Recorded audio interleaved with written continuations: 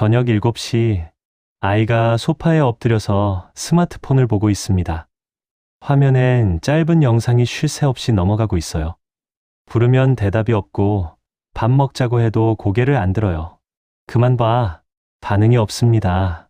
그만 보라니까. 그래도 눈이 화면에 붙어 있어요.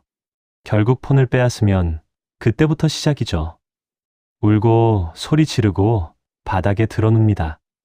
아침에도 그렇고 차 안에서도 그렇고 잠자리에서도 그래요.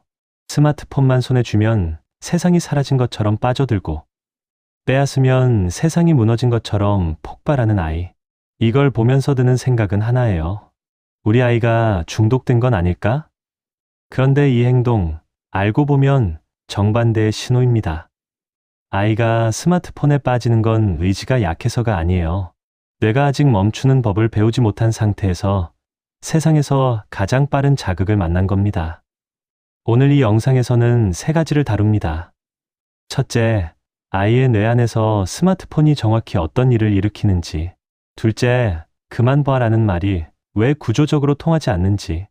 셋째, 오늘 저녁부터 바로 써먹을 수 있는 구체적인 방법 3가지. 아이의 행동 뒤에 숨겨진 진짜 마음을 풀어내는 채널, 아네마입니다. 끝까지 들으시면 스마트폰 앞에서 느꼈던 무력감의 정체가 달라질 겁니다. 아이들이 뭔가에 빠져드는 건 자연스러운 일입니다. 대고에 빠지는 아이도 있고 공룡도감을 10번씩 보는 아이도 있죠. 근데 스마트폰에 빠진 아이만 유독 이렇게 격하게 반응하는 이유가 뭘까요? 여기서 중요한 개념이 하나 등장합니다. 도파민이라는 뇌 속 물질이에요. 도파민은 흔히 쾌락 호르몬이라고 불립니다. 그런데 이건 절반만 맞는 말이에요. 도파민이 진짜 하는 일은 쾌락 자체가 아닙니다. 다음에 뭐가 올까 라는 기대를 만드는 게 도파민의 본업이에요. 낚시를 생각해보면 이해가 빨라요. 찌가 움직일 때 심장이 뛰잖아요. 고기를 잡았을 때가 아니라 이번엔 뭐가 걸렸지 하는 그 순간에 도파민이 가장 높습니다. 결과가 아니라 기대에 반응하는 물질인 거죠. 스마트폰의 숏폼 영상이 정확히 이 구조를 이용하고 있어요. 짧은 영상이 끝나면 0.5초 만에 다음 영상이 올라오는데 뭐가 나올지 모르거든요. 아이의 뇌는 영상 하나가 끝날 때마다 다음엔 뭐지? 하면서 도파민을 쏟아냅니다. 그리고 다음 영상이 시작되면 또 그 다음을 기다리죠. 대고에 빠진 아이는 완성하면 멈출 수 있어요. 끝이 있으니까요. 그런데 숏폼 영상에는 끝이 없습니다. 다음 영상이 무한히 올라오기 때문에 뇌가 스스로 멈출 타이밍을 못 잡는 거예요. 여기서 한 가지 더. 아이가 스마트폰을 보면서 행복한 표정을 짓고 있죠? 입이 벌어지고 눈이 반짝이니까 즐거운 거라고 생각하기 쉬워요. 그런데 일부 연구에서는 흥미로운 결과가 나옵니다. 아이가 스마트폰을 보는 동안 느끼는 감정은 만족이 아니라 일종의 각성 상태에 가깝다는 거예요. 뇌가 계속 다음을 요구하고 있으니까요. 편하게 쉬고 있는 게 아닙니다. 쳇바퀴 위에서 달리고 있는 겁니다. 멈추고 싶은데 바퀴가 알아서 돌아가요. 발을 내리면 넘어질 것 같아서 계속 뛰는 거예요. 그러니까 아이가 폰을 안 놓는 건 놓기 싫어서가 아닐 수 있습니다. 놓는 방법을 아직 모르는 거예요. 근데 여기서 하나 더 궁금해지는 게 있어요. 그러면 왜 어른은 그래도 폰을 내려놓을 수 있는 걸까요? 이건 뒤에서 다시 다루겠습니다. 아이의 뇌와 어른의 뇌 사이에 있는 결정적인 차이가 있거든요. 이걸 알면 바로 해볼 수 있는 게 있습니다. 보통 부모가 쓰는 방법은 2가지예요. 이거 끝나면 꺼. 아니면 10분만 더 봐. 그런데 이게 잘 안 됩니다. 왜냐하면 아이의 뇌는 지금 쳇바퀴 위에서 달리고 있는 중이거든요. 달리는 사람한테 저기서 멈춰라고 소리치는 것과 같아요. 들리긴 하는데 발이 안 멈추는 겁니다. 흔한 장면 하나 볼게요. 아이가 영상을 보고 있는데 부모가 옆에서 5분만 더라고 합니다. 5분이 지나요. 아이는 이것만 끝나면이라고 해요. 근데 그게 끝나면 다음 영상이 자동으로 시작되죠. 결국 20분이 더 지나고 부모가 참다 못해 폰을 뺐습니다. 아이는 폭발하고 부모도 폭발해요. 이 악순환에서 빠지는 방법은 갑자기 멈추는 게 아니라 속도를 줄여주는 겁니다. 방법은 이래요. 스마트폰을 끄기 직전에 아이한테 아주 작은 질문 하나를 던집니다. 끄기 전에 오늘 본 거 중에서 제일 웃겼던 거 하나만 말해줘. 이게 별것 아닌 것 같죠? 근데 내 입장에서는 큰 전환이 일어납니다. 영상을 보다가 갑자기 끄는 게 아니라 영상 보기, 떠올리기, 말하기, 끔으로 중간에 계단이 하나 생기는 거예요. 엘리베이터를 생각해 보세요. 30층에서 바로 1층으로 떨어지면 충격이 크잖아요. 근데 15층에서 한번 멈췄다 가면 도착할 때 몸이 덜 흔들리죠. 뇌도 마찬가지입니다. 급격한 자극 변화보다 단계적 전환이 훨씬 수월해요. 적용 사례 하나. 6살 아이한테 끄기 전에 가장 신기했던 장면 그려줘라고 했더니 폰을 내려놓고 종이를 가져왔대요. 처음엔 투덜거렸지만 그리기 시작하니까 거기에 빠져들더라는 겁니다. 이게 되는 이유가 있어요. 질문을 받으면 뇌가 수동 소비 모드에서 능동 처리 모드로 전환됩니다. 영상을 보는 건 받기만 하는 거거든요. 근데 뭐가 제일 재밌었어? 라는 질문은 기억을 꺼내고 비교하고 선택해야 하는 작업이에요. 뇌의 작동 방식 자체가 바뀌는 거죠. 이 원리가 왜 중요한지 다음 파트에서 더 깊이 들어갑니다. 앞에서 왜 어른은 그래도 폰을 내려놓을 수 있는 걸까? 라는 질문을 남겼었죠. 이제 그 답을 풀어야 합니다.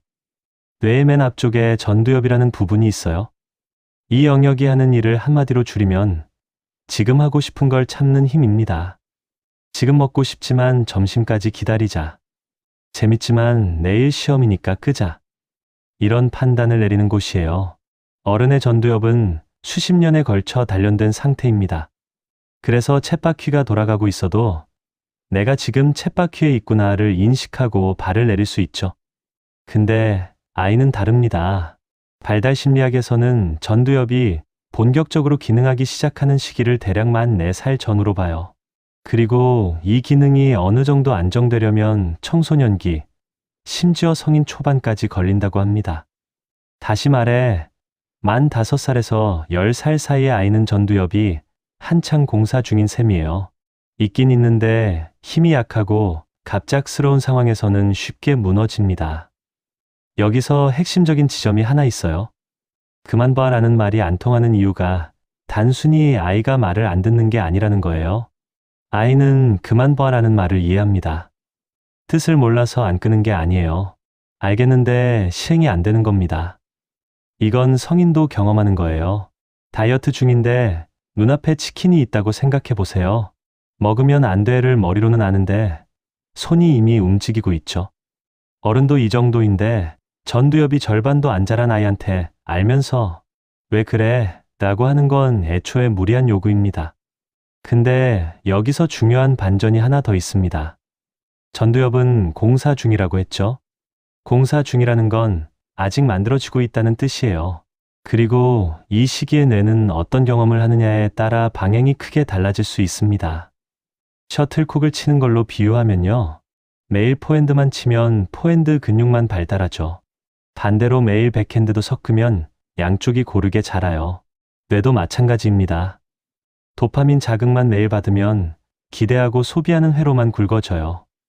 근데 멈추고 기다리고 스스로 선택하는 경험을 반복하면 전두엽의 조절 회로가 점점 단단해집니다. 그래서 스마트폰 문제의 진짜 핵심은 얼마나 오래 보느냐가 아니에요. 멈추는 연습을 하고 있느냐입니다. 여기에 관련된 연구 결과가 하나 있어요. 아동의 자기조절력을 추적한 종단 연구에서 어린 시절 기다리는 연습을 반복한 아이들이 청소년기의 충동 조절 능력이 더 높았다는 보고가 있습니다. 유명한 마시멜로 실험의 후속 연구들이 이 방향을 지지하고 있어요. 단, 여기서 오해하면 안 되는 게 있습니다. 기다리는 연습이 무조건 참아와는 전혀 다르다는 거예요. 아이한테 그냥 참으라고 하면 그건 연습이 아니라 고문에 가깝습니다. 브레이크를 연습시키려면 브레이크를 밟을 수 있는 조건을 만들어줘야 해요. 그리고 이 조건을 이야기하기 전에 하나만 더. 아이가 스마트폰을 보다가 갑자기 꺼졌을 때 싫어, 돌려줘 하면서 울음을 터뜨리는 그 순간 그 울음이 뭔지 아세요? 그건 짜증이 아닙니다. 뇌가 갑자기 기대 회로를 끊어버린 충격에 대한 반응이에요. 아이 입장에서는 달리고 있었는데 갑자기 벽이 나타난 거랑 같아요. 이걸 알면 아이의 울음을 보는 눈이 달라집니다. 또 떼쓴다가 아니라 지금 이 아이의 뇌가 충격을 받았구나가 되는 거죠. 원리를 알았으니 이제 구체적으로 들어가 보겠습니다. 아이한테 30분만 봐라고 하면 안 되는 이유는 아까 설명했죠. 이해하지만 시행을 못하는 구조니까요. 그러면 타이머를 어떻게 써야 할까요? 핵심은 한 줄이에요. 타이머를 부모가 설정하는 게 아니라 아이가 직접 설정하게 합니다. 오늘 영상 볼 건데 몇 분 볼 건지 내가 정해봐.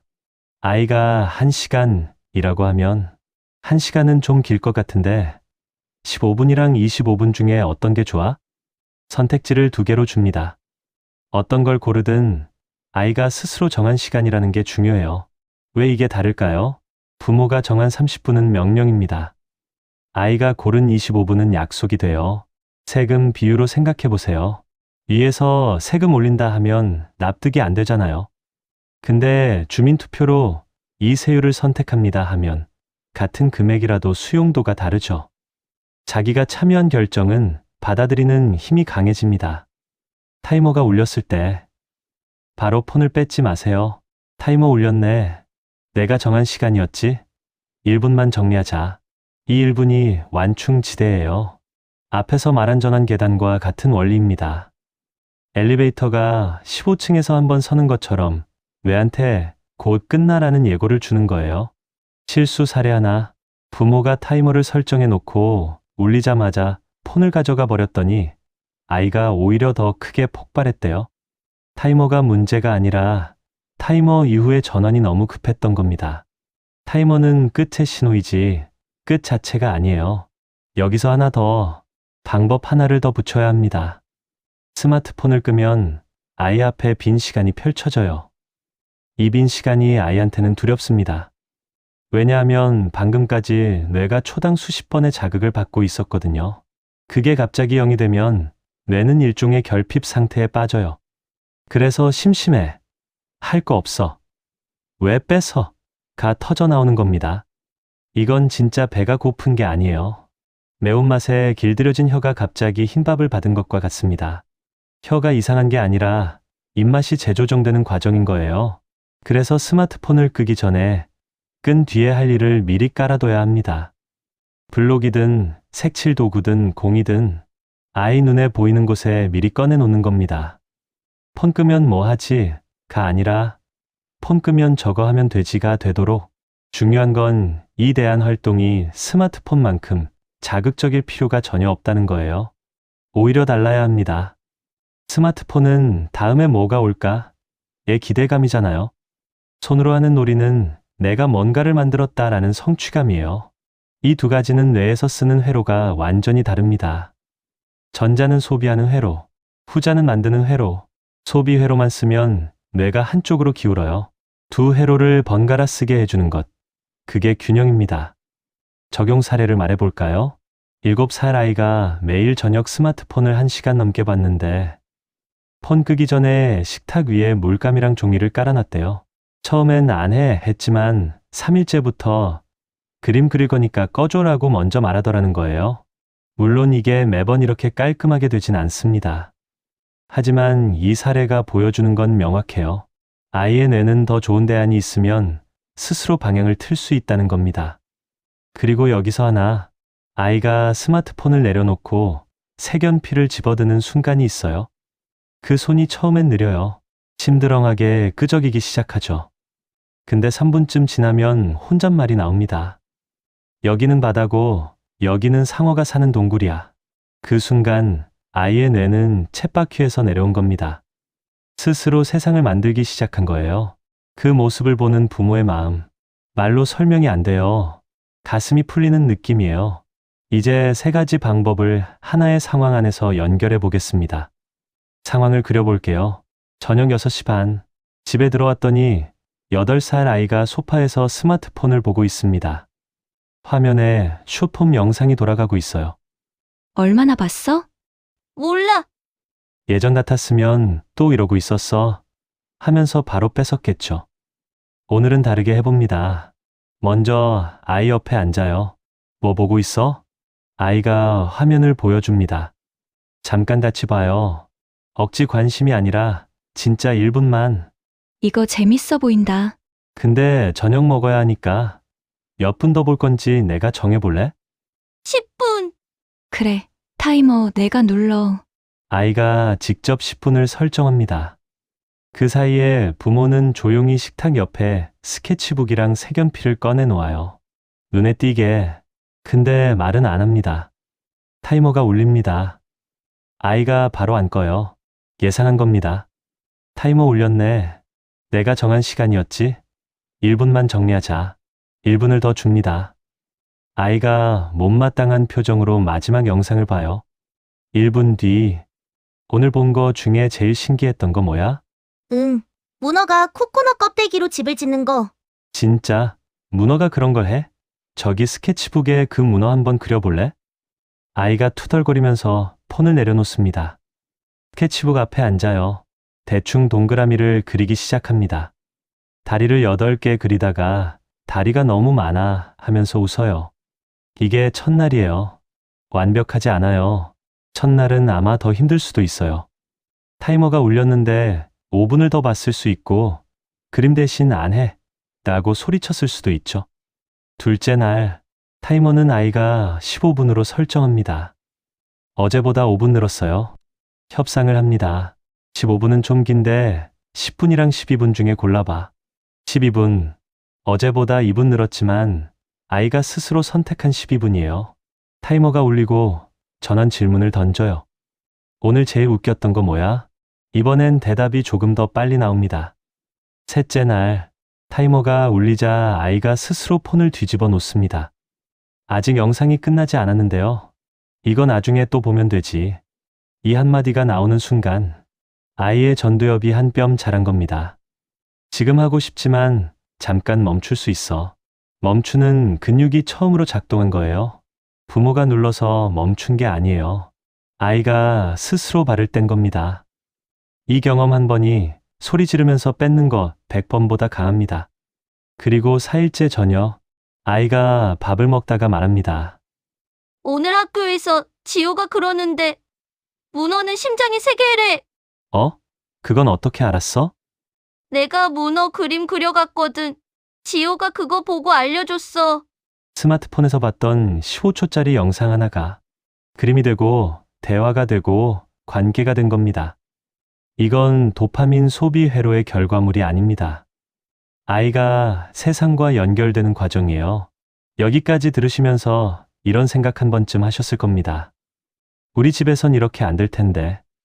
맞아요. 현실은 대본대로 흘러가지 않습니다. 부모가 가장 자주 부딪히는 질문경우를 짚어보겠습니다. 매번 해야 하나요? 솔직히 매번은 어렵습니다. 그래서 매번 안 해도 괜찮아요. 오늘 소개한 3가지 방법 중에 가장 쉬운 하나만 고르세요. 타이머를 아이가 설정하게 하는 것. 이거 하나만 루틴으로 잡아도 충분합니다. 피곤한 날은 오늘 몇 분 볼 거야? 이 한마디면 끝이에요. 전환 질문도 못하겠으면 안 해도 괜찮아요. 완벽하게 3가지를 다 하려다가 지치면 다음날 아예 안 하게 되거든요.